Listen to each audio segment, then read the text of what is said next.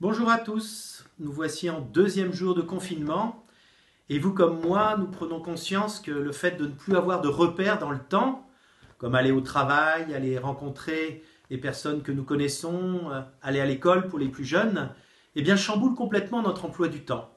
Pourtant la structure de l'emploi du temps, la manière justement dont nous utilisons ces journées est importante et structurante. À ce propos me revient en mémoire l'exemple du primat de Pologne, le cardinal Stefan Wyszyński, qui a été primat de Pologne entre 1948 et 1981. En 1953, il est arrêté par le gouvernement communiste et mis totalement à l'isolement. Il aura juste le temps, pendant ces 3 années à l'isolement, de prendre son bréviaire et de prendre son chapelet. Il trouvera juste de quoi célébrer la messe où il aime et il n'aura aucun contact avec qui que ce soit.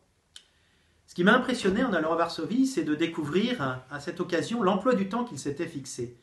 Il commence à 5 heures le matin et finit à 22 heures le soir. Lever, méditation, chapelet, messe, tout est chronométré, alors qu'il est seul et complètement à l'isolement. Il dira plus tard, dans son carnet spirituel, combien ces 3 années ont permis d'approfondir profondément sa vie spirituelle et comment cet emploi du temps très strict lui a permis de tenir à l'isolement pendant ces 3 années. Le temps, c'est un don de Dieu. Le temps, c'est la dimension dans laquelle nous pouvons rencontrer Dieu. Lorsque nous n'avons plus la possibilité de nous rencontrer dans un même espace, nous avons la possibilité de communier dans le temps.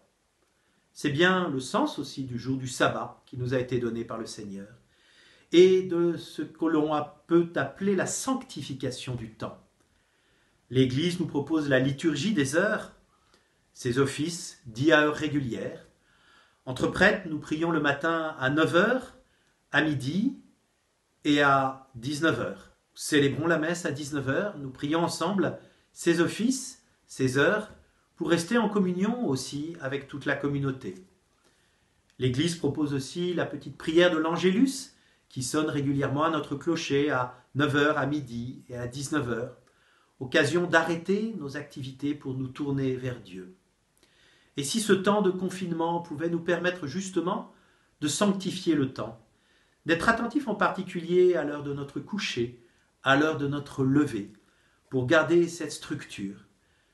Alors profitons de ce temps pour rythmer notre vie aussi par la prière. Profitons-en pour sanctifier le temps. À bientôt.